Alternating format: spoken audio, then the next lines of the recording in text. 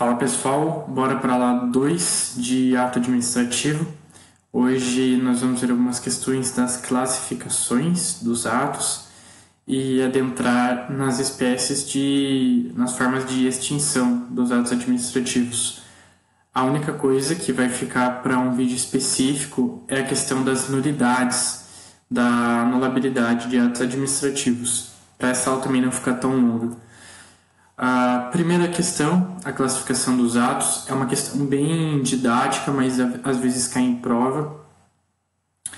E ela é muito lógica também, então é tranquilo de pegar. Atos gerais e atos individuais. Primeiro ponto, atos gerais, lembrem de atos normativos. O que são os atos normativos ou os atos gerais? São aqueles que possuem como atributos a abstratividade e a impessoalidade. Um exemplo é os regulamentos. São os regulamentos. Segundo, atos individuais ou concretos são aqueles que possuem um sujeito, uma atividade bem determinada, individualizada, como exemplo, a licença. Atos de império e atos de gestão.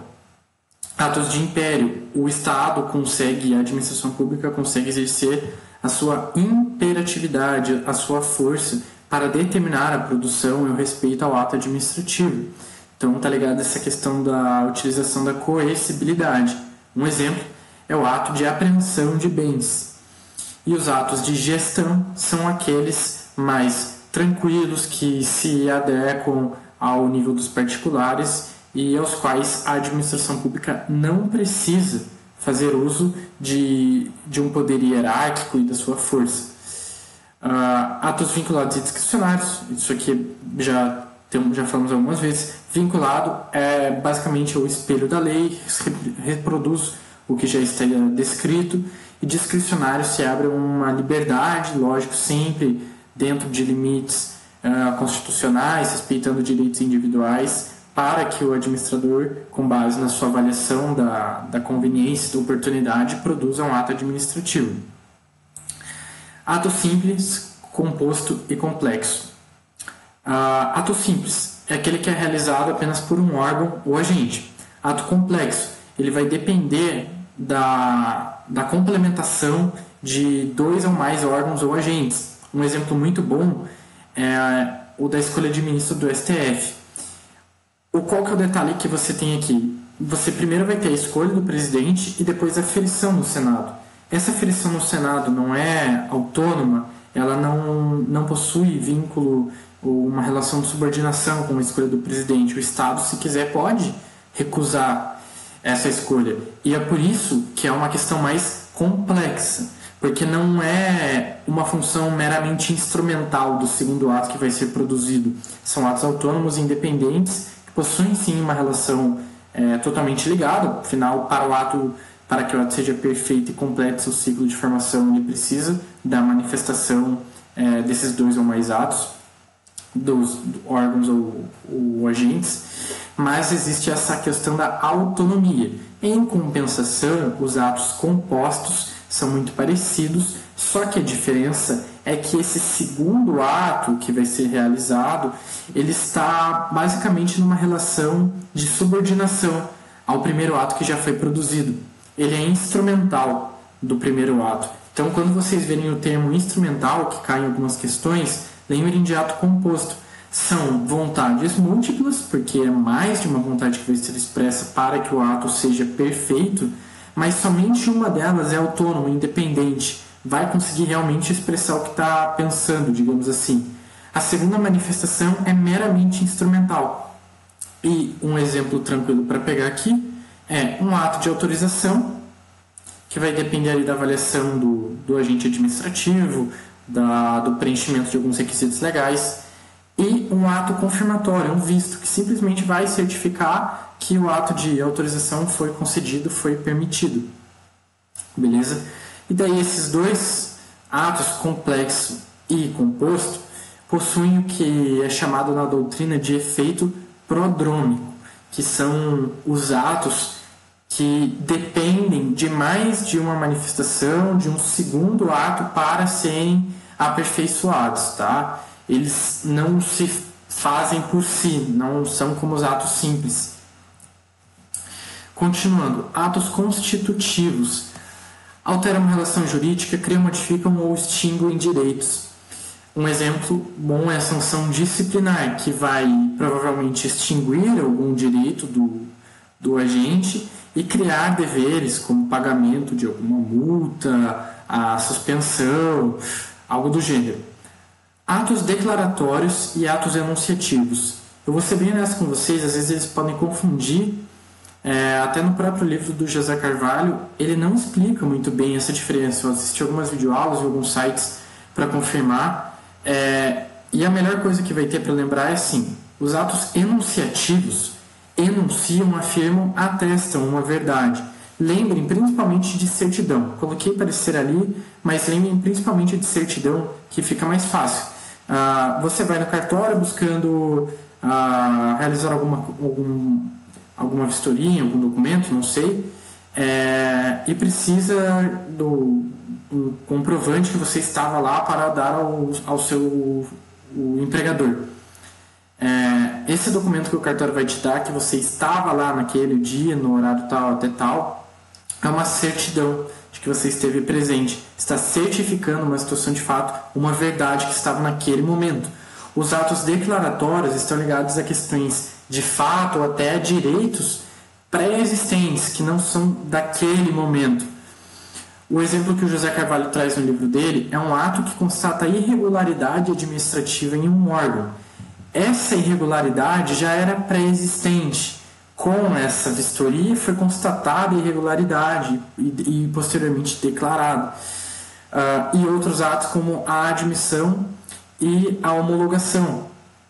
A admissão, por exemplo, de uma pessoa que foi aprovada em um concurso público. Ela já tem um direito pré-existente, entende? Em compensação, os atos enunciativos estão ligados a mais uma questão do momento, de enunciar uma verdade que está adiante ali da administração pública. Atos revogáveis e irrevogáveis.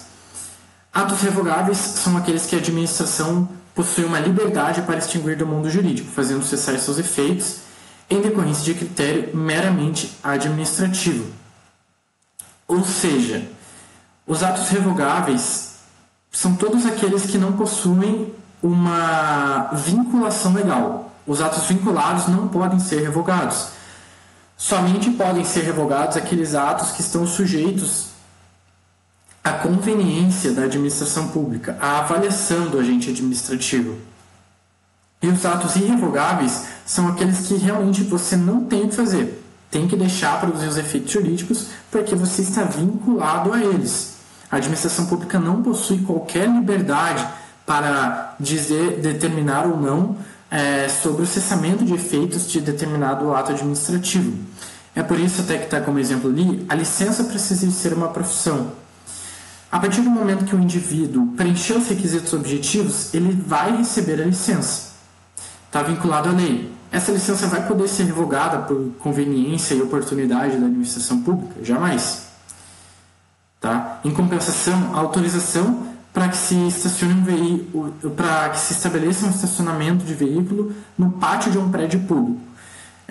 Existe algum elemento que vincule a administração a sempre deixar isso acontecer? Ela é obrigada a fazer isso? Não. Vai do momento de analisar se vai ser benéfico ou não, até em prol do interesse público. Tá? E o ato negocial, que é aquele ato que não confundam o termo negocial, vai continuar sendo um ato unilateral, produzido pela administração pública. Mas ela tem, digamos assim, um acionamento do particular para que ela produza esse ato, uma procura dele. Daí você tem a licença, a autorização, a permissão. São atos praticados unilateralmente, porque dependem somente da administração pública, mas eles vão ter esse bater na porta da administração feito pelo particular. E aí que entra a questão negocial, do ato negocial.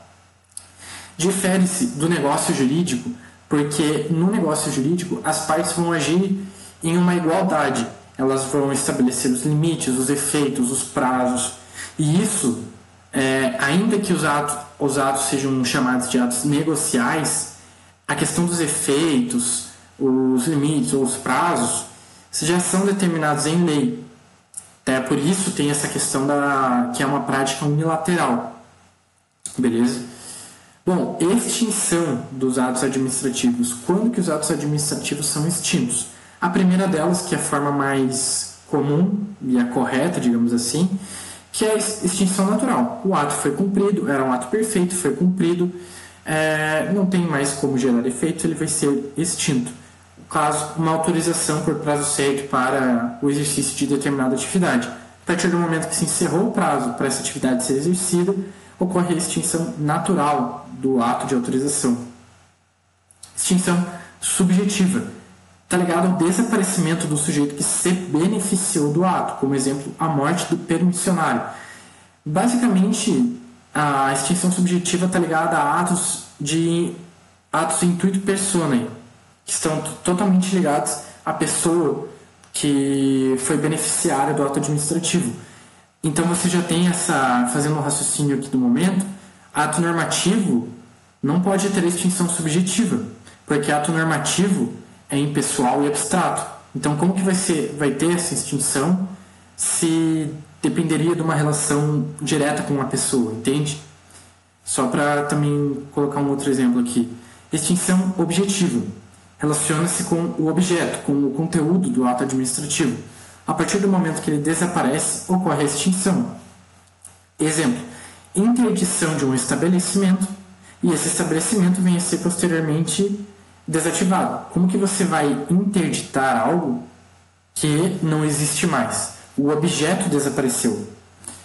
Caducidade é a perda de efeitos jurídicos em razão do advento de uma nova legislação que está em contrariedade com o ato administrativo anterior que estava produzindo efeitos. E, por último, o desfazimento volitivo. Desfazimento volitivo está ligado à vontade da administração em extinguir o ato administrativo. E ela pode se dar por 3 formas. Pela invalidação dos atos administrativos, pela revogação e pela cassação. Vamos primeiro pela cassação, a gente ainda vai ver a revogação nessa aula, e a questão da invalidação, anulação, fica para um vídeo específico. Tá, cassação. A cassação está ligada ao desrespeito do privado, do beneficiário, do particular, que havia sido beneficiado por um ato administrativo, vamos colocar nessas palavras, como uma licença, que ele recebeu, por exemplo, mas ele desrespeitou os limites legais que estavam em volta desse ato administrativo. A partir do momento que ele desrespeita, que ele viola limites legais, esse ato vai ser cassado. A licença para o exercício de uma atividade, de uma profissão, vai ser cassada. Daí agora a revogação e a anulação fica para uma aula específica. Revogação. Instrumento jurídico através do qual a administração promove a retirada de um ato administrativo por razões de conveniência e oportunidade. Isso aqui está totalmente ligado ao poder discricionário da administração pública. E o pressuposto basilar da revogação vai ser sempre o interesse público. É sempre em razão do interesse público que o agente vai fazer aquela avaliação da conveniência e da oportunidade e chegar à conclusão que determinado ato precisa ser retirado do ordenamento jurídico. Um exemplo, a administração pública concede uma autorização para que se extraia areia de determinado rio. E ela começa a perceber que isso está prejudicando a poluição ou até o desenvolvimento do comércio local que estava em torno daquele rio. Você tem essa liberdade para o administrador avaliar se esse ato está sendo benéfico ou não por interesse público. A partir do momento que ele chega à conclusão que, em razão da conveniência, da oportunidade, esse ato precisa ser retirado, ele o revoga. Não está ligado a questões de violação da lei. As violações à lei, você vai ter a invalidação. Não confundam com a revogação. A revogação não está prejudicando nenhum fundamento legal, essencialmente, mas pela conveniência, pela avaliação do administrador, ele entende que esse ato precisa ser retirado, portanto, revogado. Efeitos. O ato não era perfeito, não estava gerando efeitos e somente foi retirado da órbita jurídica porque o administrador entendeu que ele não estava mais sendo benéfico para o interesse público. Então, por qual motivo os efeitos dessa revogação deveriam ser ex tunc? Não teria sentido. Afinal, era um ato que estava em conformidade com a lei, era um ato perfeito, gerando efeitos e que até certo ponto era benéfico, era conveniente para a administração que deixasse ele em funcionamento. Então, até esse momento, até a revogação, os efeitos, as relações jurídicas que foram constituídas serão mantidas.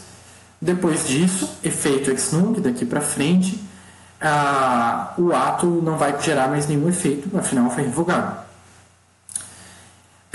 Alguns limites do ato que vai revogar não podem ser revogados atos com efeitos já exauridos. Por exemplo, um servidor que já usou das férias que ele recebeu indevidamente, como que você vai revogar algo que já aconteceu? Ele já usou das férias. Digamos que ele ainda não tivesse usado das férias. Você poderia, dentro de um prazo, revogar esse ato. Atos vinculados, lógico, porque são vinculados, não abrem espaço para qualquer liberdade, a qualquer avaliação do administrador. Um exemplo é a licença. Direito adquirido, como o caso da concessão de aposentadoria. Até aqui é uma questão que o José Carvalho colocou, mas eu achei meio ligado também com a questão dos atos vinculados, né? Preceito constitucional, direito adquirido, está muito ligado já ao que a lei diz. Enfim, meros atos administrativos, certidões, atestados, pareceres e atos de procedimento administrativo. No caso, é que não vou entrar no mérito das licitações, mas você teve um ato anterior que teve alguma irregularidade e um ato posterior na continuidade do procedimento licitatório, por exemplo. Esse ato posterior, ele faz com que haja uma preclusão do ato anterior, então você não vai conseguir revogar mais esse ato. É nesse sentido, mas só coloquei também para colocar todos os pontos, mas não é importante para essa matéria, digamos assim. Mas, claro, é bom lembrar. E eu coloquei sempre lembrar as súmulas 346 e 473 do STF. O que essas súmulas dizem basicamente? A administração tem o poder, o princípio da autotutela, que está ligado à capacidade que ela tem de revogar os seus próprios atos por motivos de conveniência e oportunidade, ou de anulá-los quando estiverem prejudicando a lei. Isso sempre respeitando o direito adquirido e sempre respeitando a possibilidade do particular recorrer às vias judiciais. Algumas questões para encerrar.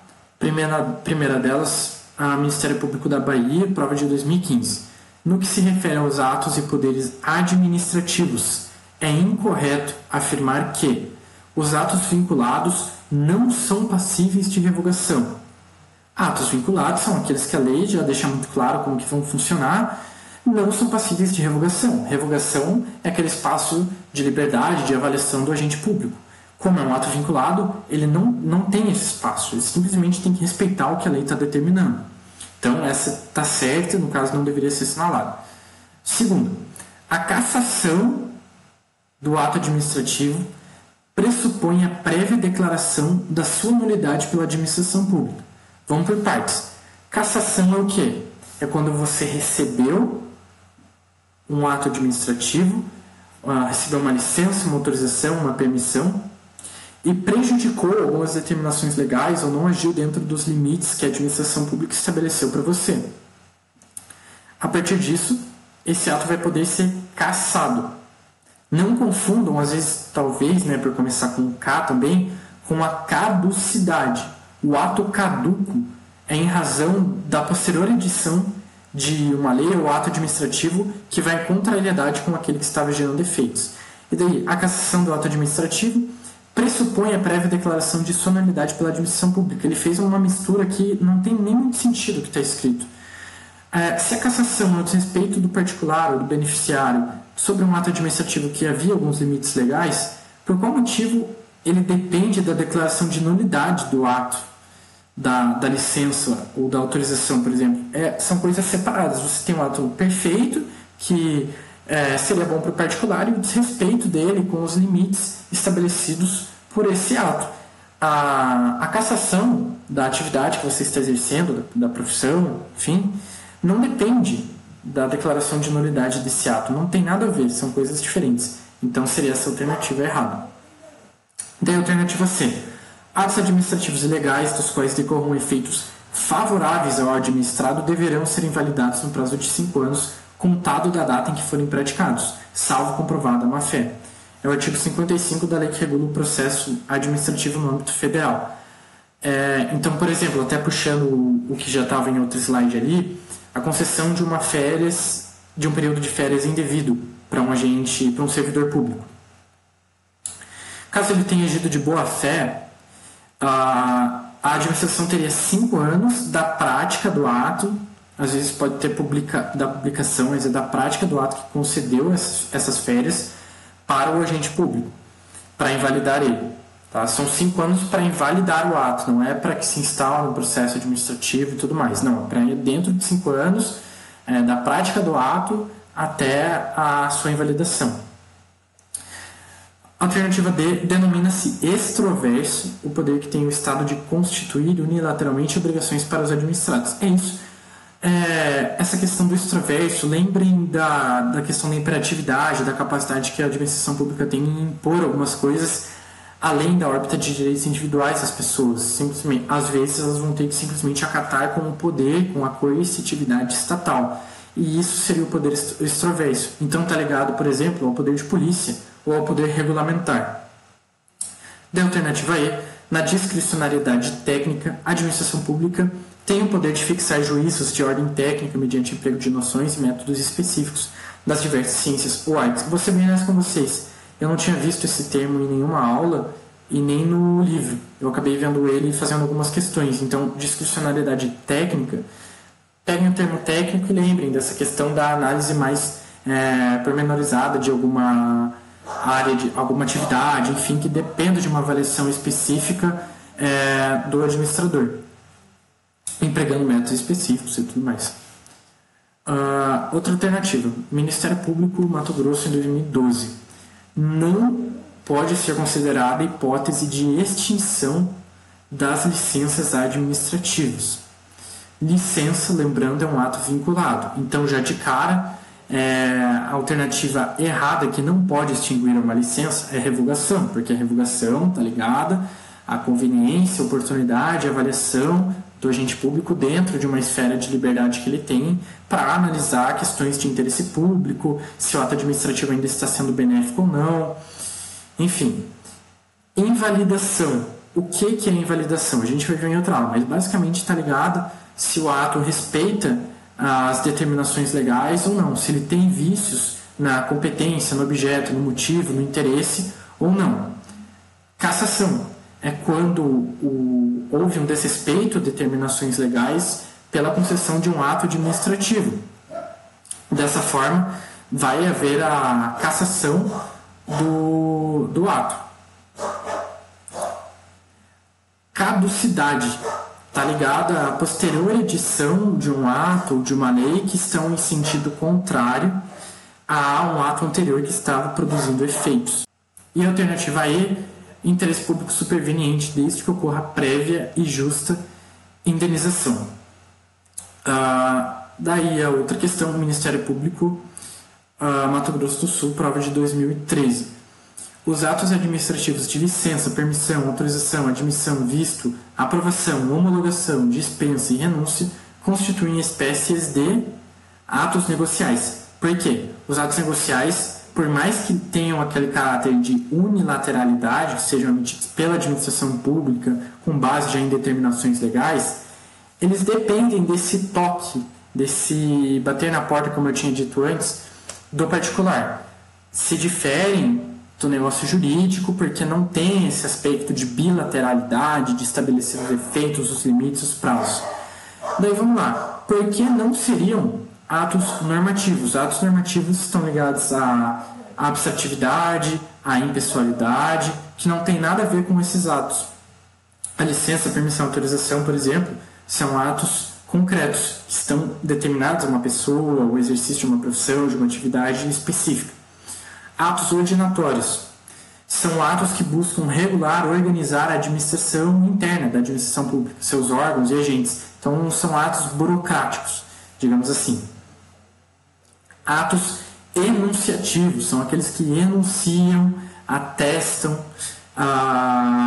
uma verdade, um fato, como as certidões, que não vem ao caso nesses exemplos aqui também. E atos punitivos, os atos sancionatórios, que não tem nada a ver com esses daqui. Seria a aplicação da lei de improbidade administrativa, algo do gênero. Não tem nada a ver com licença, permissão, era realmente ato negocial. Última questão, promotor de justiça, Ministério Público do Mato Grosso do Sul, também, prova de 2015. É correto, certo, afirmar: ao praticar atos de gestão, a administração utiliza a sua supremacia sobre os destinatários. Não. Praticar atos de gestão, lembre, ela está num nível de igualdade com os particulares. É diferente dos atos de império, que tem a imperatividade, a coercitividade, que é aquela força da administração para impor as suas vontades, os seus atos.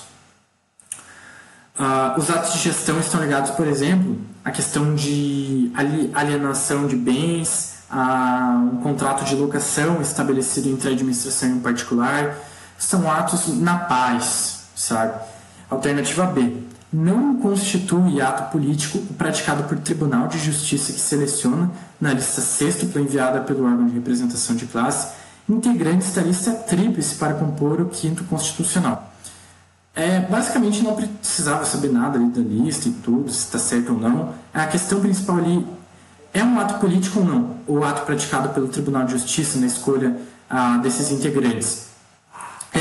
Porque ato político é aquele que é realizado por agentes políticos. E agentes políticos são a alta classe, digamos assim, da administração pública.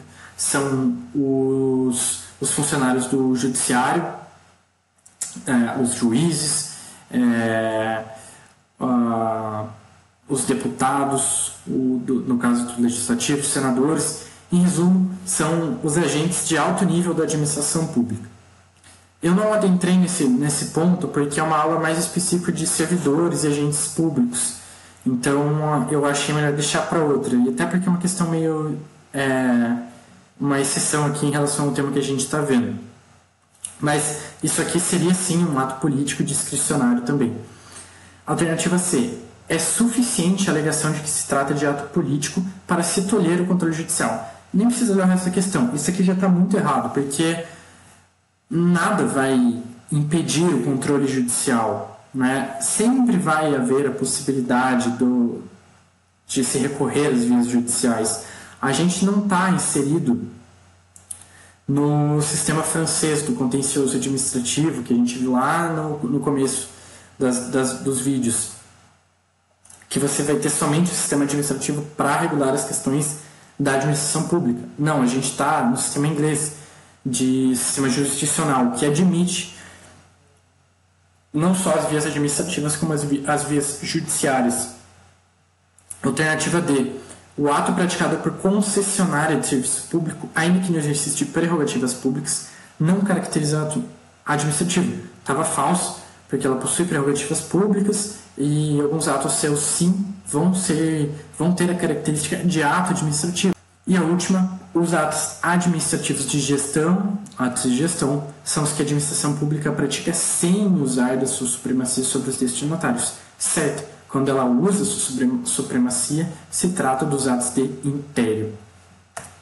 Então é isso. Fica encerrada essa aula inicial, segunda aula no caso, né, de atos administrativos. Na próxima a gente vai ver especificamente, de forma bem breve, com algumas questões para concluir o tema, sobre a teoria das nulidades, a anulação dos atos administrativos. É isso, espero que tenham gostado e até a próxima.